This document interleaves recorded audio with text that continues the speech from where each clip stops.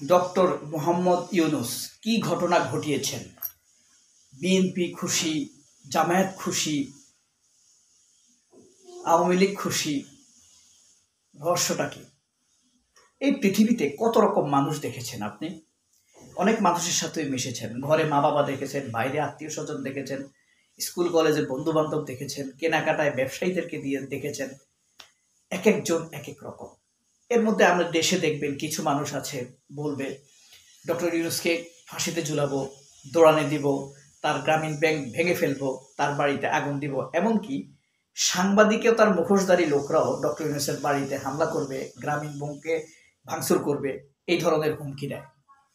আবার বিএনপিও কিন্তু বলে ইউনূসকে তাড়ানে দিবে, দাবড়ানে দিবে, জামায়াত শিবির ভালো না, গুপ্ত রাজনীতি করে, নানান রকম কথা বলে।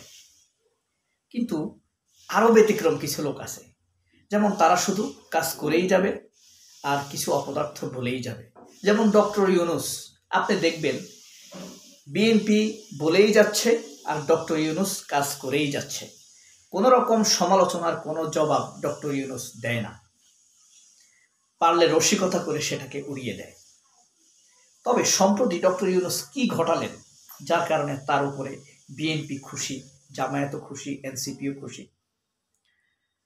প্রথমে বলি, ধরেন ডক্টর ইউনূস এই যে সমরাস্ত্র সশস্ত্র বাহিনী দিবসে খালেদা জিয়াকে ওয়ার্ম কনগ্রেচুলেশন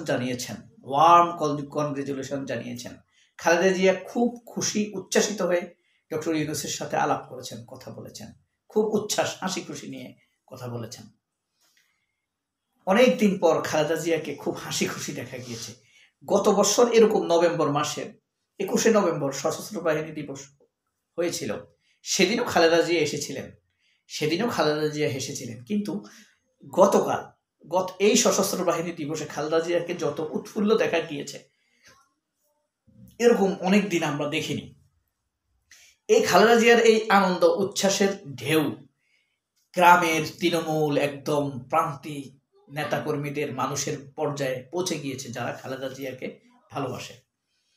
আর খালেদা জিয়া যখন এবার হাত নাড়তেছিল, খেয়াল করছেন তার হাতটা বাঁকা, আঙ্গুলগুলো ছোট হয়ে গিয়েছে, সোজা করতে পারেন না, বাচ্চাদের মতো হয়ে গিয়েছে। কত সুন্দর খালেদা জিয়া কিন্তু বিশ্বের সবচাইতে সুন্দরী প্রধানমন্ত্রী ছিলেন। তার এই অবস্থা দেখে সারা দেশের, আমার তো কান্না এসেছে রীতিমতো।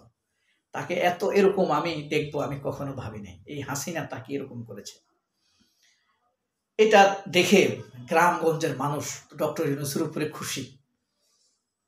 আবার ডক্টর ইউনূস বক্তৃতায় যখন বলেছেন স্বাধীনতার ঘোষণার শহীদ প্রেসিডেন্ট জিয়াউর রহমান দিয়েছে, শুধু এটা বলেননি, জিয়াউর রহমানই দিয়েছেন, প্রত্যয় যোগ করেছেন, মানে নিশ্চিত করেছেন। অর্থাৎ দেখেন ডক্টর ইউনূস কিন্তু এই কথা বলে বিএনপির বিরুদ্ধে দাঁড়িয়েছে, কিন্তু বিএনপি খুশি। কি মজার বিষয় না? বিএনপির বিরুদ্ধে থেকেও বিএনপি খুশি। কিভাবে? বিএনপি কিন্তু একজন তারেক রহমানের প্রতিনিধি রেখেছে, ফজলু। তারেক রহমান যে কথাগুলো বললে হয়তো ভোটের ক্ষতি হবে, সেই কথাগুলো ফজলুকে দিয়ে বলায়। ফজলু সম্প্রতি কি বলল? 20 তারিখে সশস্ত্র বাহিনীর আগের দিন বলছে স্বাধীনতার ঘোষণা শেখ মুজিবুর রহমানের দিছে। একদিন পরে আপনার ডক্টর ইউনূস বলল স্বাধীনতার ঘোষণা জিয়াউর রহমানে দিয়েছে। দুর্দান্ত এই ডেলিভারিটিও বিএনপিকে খুশি করে দিয়েছে। দেখেন, সে শুধু কাজ করছে কিন্তু সবাই খুশি। এই দিক দিয়ে কি ঘটনা ঘটাই দিছে, খলিলুর রহমানকে ভারত পাঠাইছে হাসিনাকে আনার জন্য, ধরে আনার জন্য। সবাই ভাবছে খলিলুর রহমান সম্ভবত অজিত দোভালের সাথে আপনার গলে যাবে, তার কাছে নতজানু হয়ে যাবে। কিন্তু খলিলুর রহমান সেখানে মেরুদণ্ড সোজা করে চোখে চোখ রেখে অজিত দোভালকে বলে দিয়েছে অভ্যন্তরীণ বিষয়ে সম্মান রাখার নীতি অবলম্বন করুন, খুনি হাসিনাকে ফিরিয়ে দিন। She is fugitive, vindictive and a convicted আসামি অব বাংলাদেশ, গণহত্যার নির্দেশদাতা। মানে পুরা তাক লাগিয়ে দিয়েছে। এখানে ঘটনা আছে, ট্রাম্পের সাথে ডক্টর ইউনূস কথা বলে নিছে 18 তারিখে, বুঝলেন?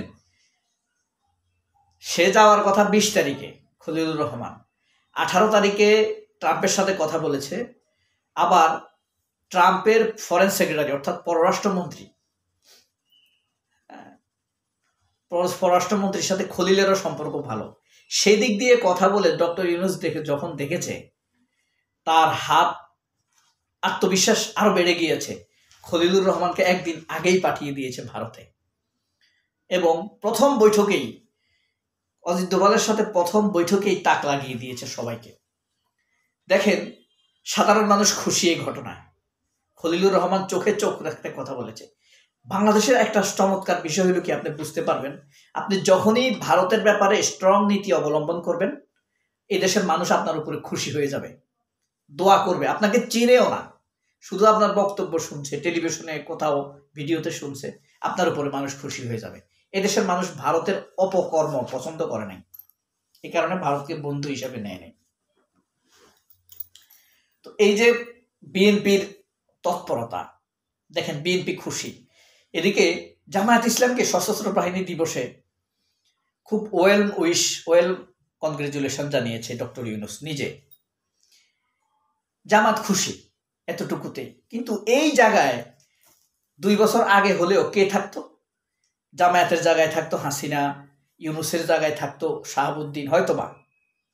হ্যাঁ, এগুলো দেখে মনের ভিতর দাউ দাউ করে জ্বলে উঠেছে ওয়াকারুজ্জামানের। এই কারণে মন খারাপ। আপনি প্রত্যেকটা ছবিতে দেখবেন ওয়াকার মুখ কালো করে বসে আছে, আলাদা আলাদা লাগে তাকে। কারণ তার হীনমন্যতার প্রধানতম কারণ হলো ওয়াকারকে নিয়োগ দিছে কে? সশস্ত্রমন্ত্রীকে হাসিনা। এই হাসিনা হলো একজন খুনি পলাতক। এখন সে মনে মনে ভাবে আমাকে একটা খুনি নিয়োগ দিয়েছে। তাহলে তার মন ছোট হয়ে থাকে না? তাকে যে নিয়োগ দিয়েছে সে একটা খুনি, তাকে যে নিয়োগ দিয়েছে সে একটা পলাতক, তাকে যে নিয়োগ দিয়েছে শি ইজ এ ফিউজিটিভ, তাকে যে নিয়োগ দিয়েছে she is sentence to death, তাকে যে নিয়োগ দিয়েছে শি ইজ কনভিক্টেড। অথচ এই ওয়াকার কিন্তু ডক্টর ইউনূসকে কনভিক্টেড বলেছে। এক কথা কতগুলো অভিযোগ সেই এই হাসিনার দিকে ফিরে গেল, ওয়াকারের দিকে ফিরে গেল। খেয়াল করেছেন? তাহলে দেখেন, ইউনূস কি কারোকে একটা গালি দিয়েছে? আমার জীবনে আমি এত ভদ্র মানুষ আর দেখিনি। এই কারণে ইউনূস গেলে আমেরিকার প্রেসিডেন্টও দাঁড়িয়ে যায়। এটাই আমাদের সম্মান, এই জাতির সম্মান, যে এই দেশে ইউনূস জন্মগ্রহণ করেছে। ইউনূস কোন দেশের নাগরিকত্ব নেয় নাই, সেই ইউনূসই এখন দেশ শাসন করছে। আর এই ইউনূসকে থাকতে দিতে চাইতেছে না বিএনপি। চালটা কার? ভারতের। যাই হোক, এটাই হলো ইউনূসের ক্যারিশমা। সবাই অনেক ভালো থাকবেন। আল্লাহ হাফেজ। তোলপাড় করা ঘটনা, এটা কিন্তু বিএনপির ভিতরে তোলপাড় হয়ে যাচ্ছে। সালাম আলাইকুম।